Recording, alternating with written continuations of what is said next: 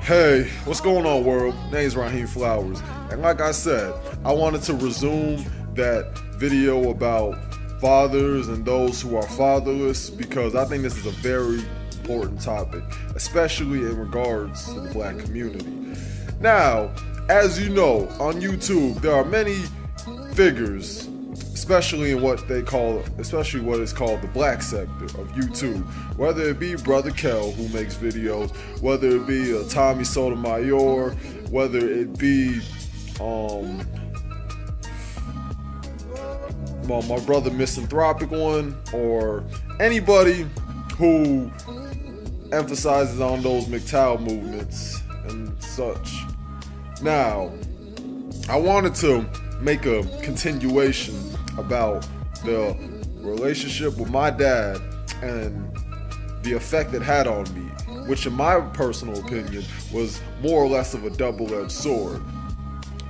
Now, first of all, I want to talk about the things my mother has done because I don't want to seem like she was just a good mother. Well, she is a good mother, but I don't want to make it seem like she was an angelic mother and she was just completely the victim of the circumstance, but she as well was a perpetrator.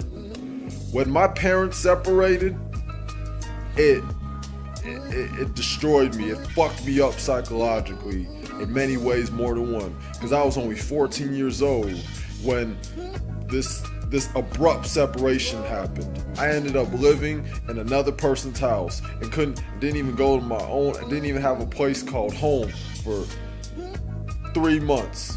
I was basically homeless. In addition to that, one of the friends that I made in my lifetime, first official friend that I made in my lifetime that I really connected / resonated with, after that situation, we didn't see each other for a while, but we still talk to this day. But those 10 years ago, and a lot of that was due to my mother. My mother did a lot of things that I believe was very conniving, and she did not like to own up to many things that she did because she always had some justification instead of saying, you know what, I had a negative effect on what I did to my children too, because my mother, even by her own admission, she lacked affection. She did. Therefore, I had a hard time opening up to people. And I spent more time with my mom than I did my dad. So, after a while, I became very resentful of my mother. I love her, but at that time period especially, I was very resentful of her. I was very distrusting. I just couldn't trust her, none of that. And I told my mother, if you insist on leaving someone's house, that's fine. I understand that people have a fallout. But when you put a man in the system, i.e. child support, that I couldn't co-sign that one bit. I told my mom, it's one thing to walk out of our dad, but it's another thing to put this man in the system on child support. And then I asked her, what is it that you do with this money? Because this pertains to me and my younger brother, since my sister and my older brother were already adults. So I have any right to ask any question in pertaining to that. So that already makes it seem like there was an insidious act going on. She couldn't even give me a direct answer or response. And I said this in 2017. This wasn't ages ago. No. This was in this year. I said that about a month or two ago. And then her and my sister, who is a feminist, ganged up on me because I said that. As if I was siding with my dad. And honestly, my dad did hit the nail on certain things, especially as far as my mom being very secretive and shady about certain things, because that shouldn't even be a problem to answer. If you're doing something that is supposed to be affecting us and is supposed to be doing us some sort of benefit, don't you think I have the right to answer that question, since by default and proxy, if it wasn't for me and my younger brother, you wouldn't even have this child support? Just saying. So there was a lot of things that my mother did that made me just distrusting of people, that made me have a hard time opening up to individuals. And I even want to get to that. Even when I opened up to my dad, he used that against me as well. I don't want to forget about the main topic now. What he did back in 2015, I told my dad that I was like a former weed smoker, and he started to fabricate stories about how I have pictures of smoking weed on Facebook and I'm gloating about it. But I said, Dad, you cannot find one picture of me gloating or posting a status about weed. Not one. And I've had a Facebook since 2009.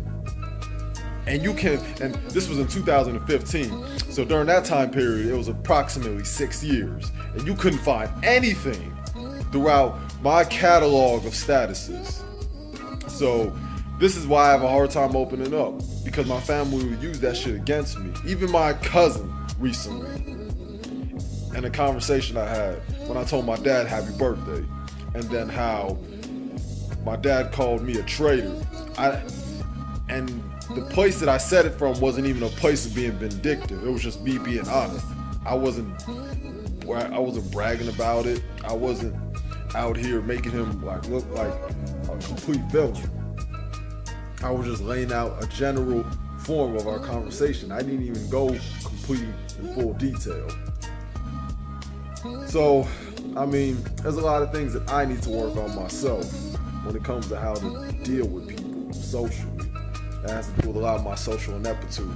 That has a lot to do with the fact that I overthink things and I'm very distrusting of most people. So even when I do try to open up to people, I guess the energy gets misdirected and taken out of context, misconstrued, etc. Now, I want to talk about the Afrocentricity that my dad has introduced me to. You see, my dad is a Muslim.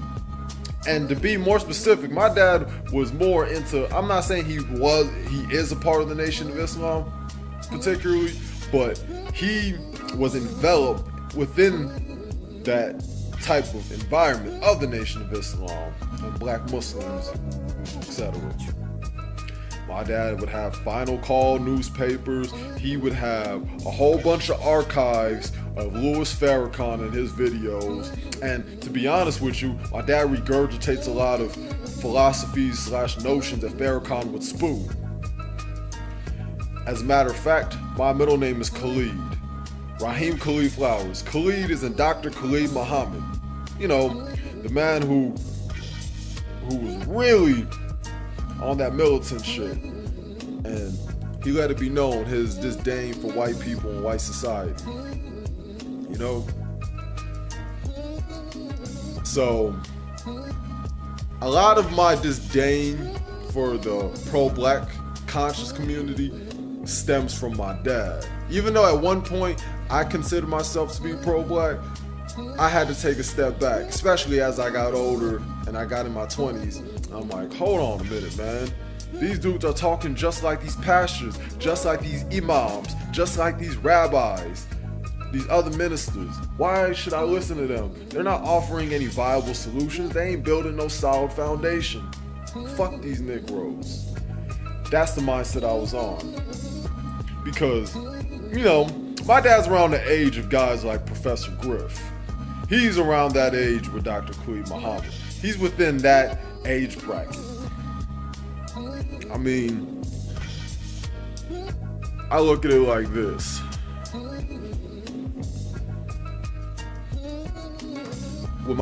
You see, when it comes to my dad, I think about these things. I think about guys like Joe Jackson, and I think about how, you know,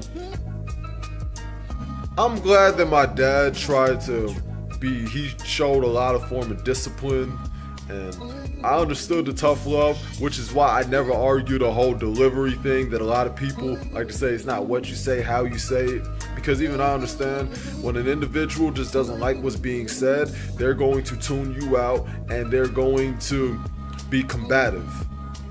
Just that's what it is. In addition to that, I think the way that we were raised, I want to expound on the double-edged sword thing. My dad had us very sheltered. There was no babysitters involved. We couldn't go to anybody's house. We couldn't be out late. You know, we had to go straight home. You know, our social life was heavily limited.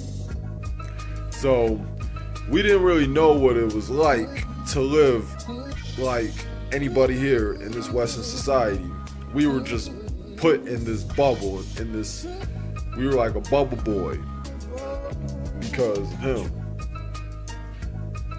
Not knowing, especially in this era of social media, not knowing that one way or another, you're going to get exposed to a lot of fuckery. And it's better to know now than later when you don't know how to deal and cope with it. That's why I've had such a hard time adjusting with people in the environments that I was in. Because just like my brother said, once I leave home, it's a different dynamic. You can't expect to just be within that environment that you're used to and accustomed to.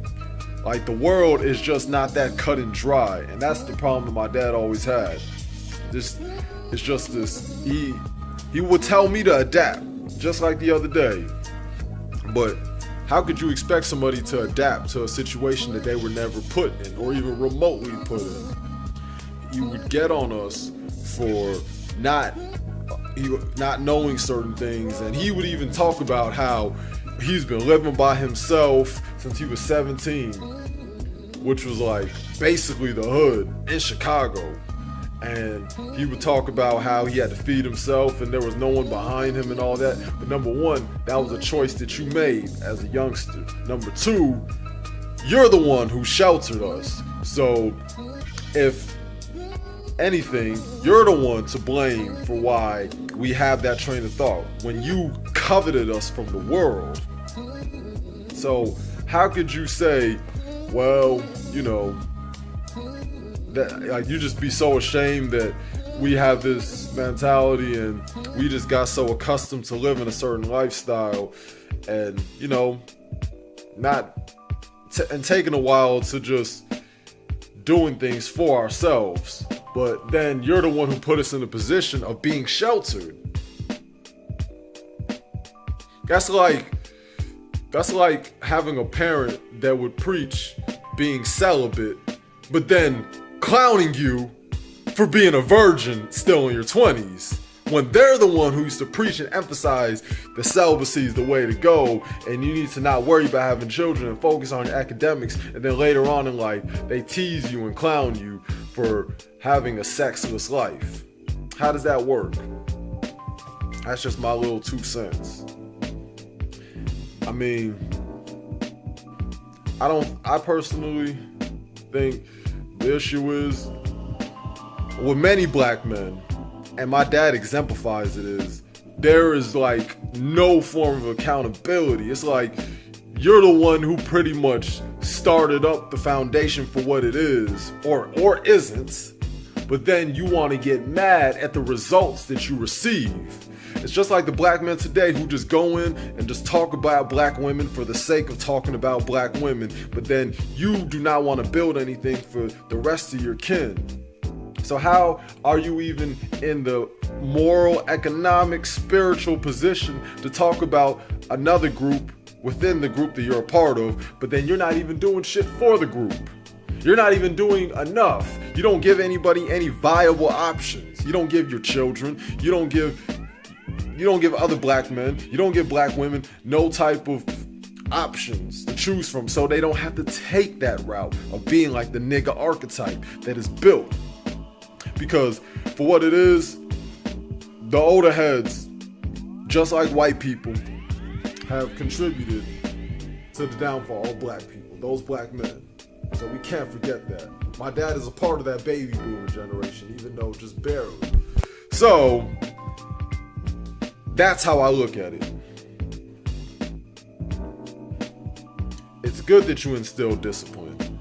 I still use it to this day. It's good that we have good eating habits. Well, at least I do. I can't really speak too much for my other siblings. It's good that, you know, because of you were a knowledge and truth seeker, which in essence led me to being such.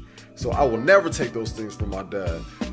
But, you know, my dad was a very brutal, obscene person, man. I had to deal with a lot of psychological madness because of both my parents.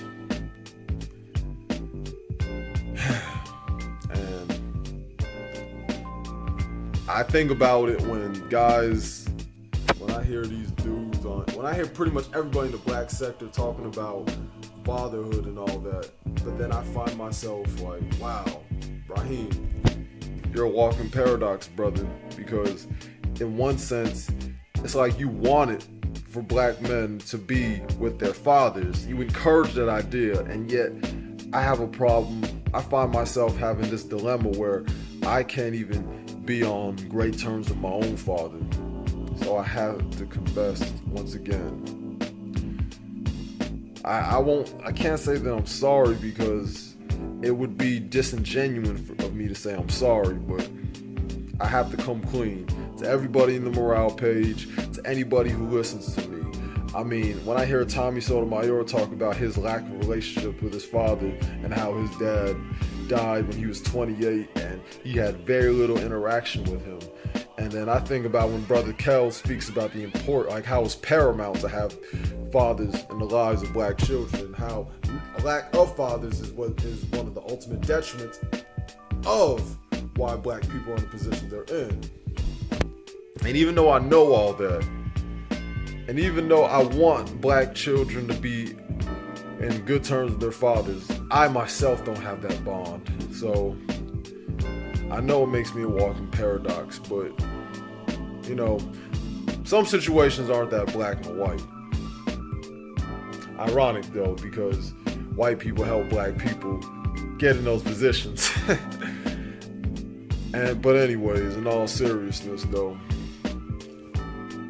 I have a family with feminists, pro-black / Afrocentrics, people who want to, you know, play the egalitarian role. I have family members who are Christians and religious and Muslim, so I've seen all types of schools of thoughts. So I should be thankful in many ways, but in others, it made me very cynical and made me the anti-hero I am today, at least the way I feel about it. So anybody who wants to write in the comment section and give me their input or have a discussion or think I should make another video on it, just let me know, man. All right, man. Peace out, everybody, and one love.